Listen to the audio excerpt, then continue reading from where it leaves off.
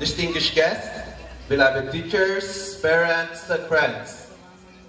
Yan yung simula ng opening speech ko nung graduate din ako dito sa pinakamamahal nating paaralan ng Gregorio Agoncillo Elementary School. Ang year nun, 1999. Pero naaalala ko siya na parang kahapon lang.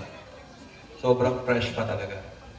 So bago ako magpatuloy, yan yung munang ako magbigay ng pasasalamat at papuri. Unang-una sa parade of colors natin kanina, yung mga siguro Boy Scout at Girl Scout yun kasi naka-green, no? Napakasnabi, no? Napakasnabi.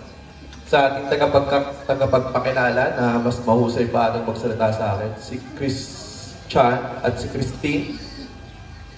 Peggy ng Evelyn Sanchez for that warm and kind introduction. Ma'am, you boost my confidence and made me feel that I am qualified enough to be here today. Sa ating punong guro, kay Doktora Edeline Camilon, ma'am, thank you so much for having me here. Sa ating pinakamamahal na punong barangay, kaya lang po may emergency po ata si Kapitan. Sa ating kagawad na kasama ngayon, si Kagawad Justinito Carinan, na in charge of education sa ating barangay. Sa ating PTA President, si Sir Armando Panaligan, magandang umaga po. At syempre sa ating SK Chairman, si Sir Alcaraz. Sir, magandang umaga po. Syempre sa ating magigiting na guro, faculty staff, mga magulang, kapamilya, kaibigan, at higit sa lahat, ang dahilan kung bakit tayo nagtitipon ngayong araw na ito. Ang bida ng araw na ito. Ang mga batang magsisipagtapos. Magandang umaga sa inyo. Sigurado ako medyo nagugutom na kayo, no? Kasi nakita ko naka-makeup pa kayo eh. So malamang 7 AM yung call time, siguro mga 5 AM gusto. Mga 5 AM gising na kayo, no? Baka hindi pa nakapag-breakfast yung iba.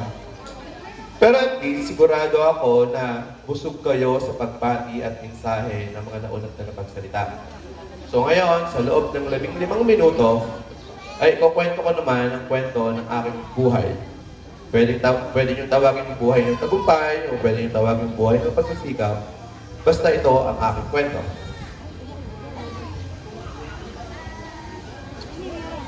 Di ka na kailangang magpakilala, baka kasi halos lahat nasabi na ni Ma'am Evelyn kanina. Pero muli, ako ay si Melvin Vidrillo Arzuban. So marahil sa inyo, madami sa inyo, kakilala ako kasi dito naman ako pinanganak at lumaki sa ating barangay, sa barangay Tuyong-Tuyon. Sabi nga ng kuya ng kanina, maging proud tayo na taga dito tayo. So baka naman isipin nyo, sa haba na sinabi ni Ma'am Evelyn, eh wala na akong ginawa kundi mag-aral at magtrabaho. Hindi naman. Actually, isa rin akong sports enthusiast. So, basketball enthusiast to be specific. So, simula noon hanggang ngayon, so sumasama ako sa basketball team natin pag interbarangay. Ba't napipilit? No, junior division. Ngayon, balik laro na lang. Pero pwede pa rin. Sa mga nagtatanong kung ano ang aking trabaho, kagaya ng nabanggit, ako ay nurse. Nung bata ako na katulad nyo, hindi pa namin napapag-usapan yon. Ang alam lang namin noon, doktor, engineer, teacher. Hindi ko rin alam kung bakit ako naging nurse. Pero sa kasalukuyan, ako ay nagtatrabaho sa isang malaking ospital sa Maynila. Ang aming departamento ay nag-aalaga ng mga pasyenteng may sakit sa puso na nasa kritikal na kondisyon. When I first learned that I am going to be your speaker for today, I am overjoyed. Siyempre, kinakabahan din ako. Kinakabahan ako in the sense na may inspire pa kayo sa story ko.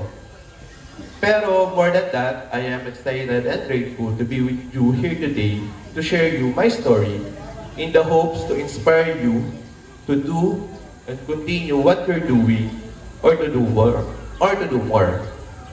Actually, this time of year, medyo busy kami sa ospital.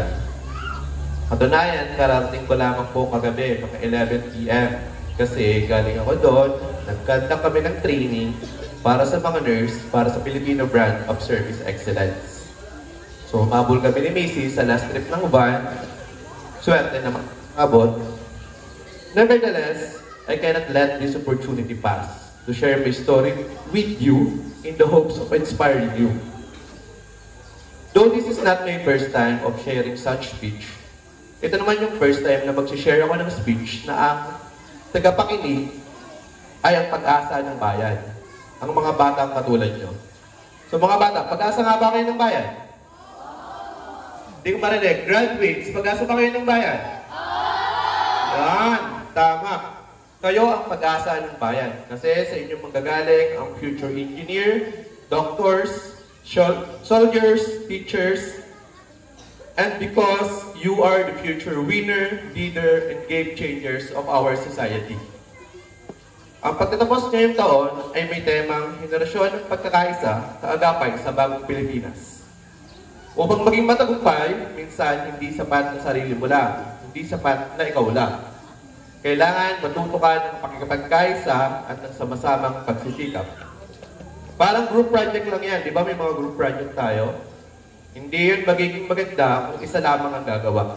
Dapat kayo ay may pagkakaisa at sama-samang pagsisikap. To be great, we need unity and collective effort.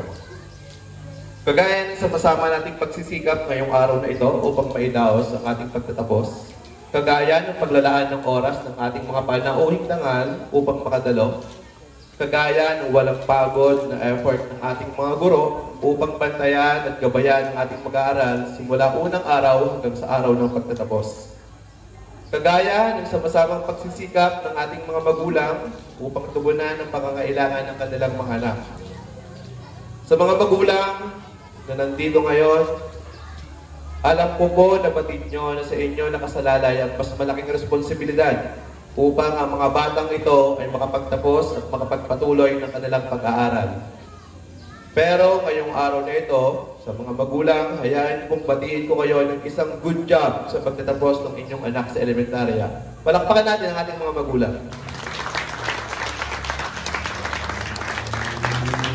At sa inyo, mga batang pagsisipagtapos, sa inyong pagkakaisa at sama-samang pagsisikap para makarating sa araw na ito, dapat proud kayo sa sarili nyo. Kasi ito ay inyong pinagsikapan, may award man o wala. Alam ko, proud sa inyo ang mga magulang nyo sa inyong pagtatapos. Para sa may mga award, you have set your goal and met it. Now it's time to set a bigger goal. Pero syempre, hindi lang naman medals and award ang sinaselebrate natin ngayong araw na ito. This is a milestone that each and every one of you truly deserve. It is the product of effort you put in for those many years. You have given your best to be the best version of yourself.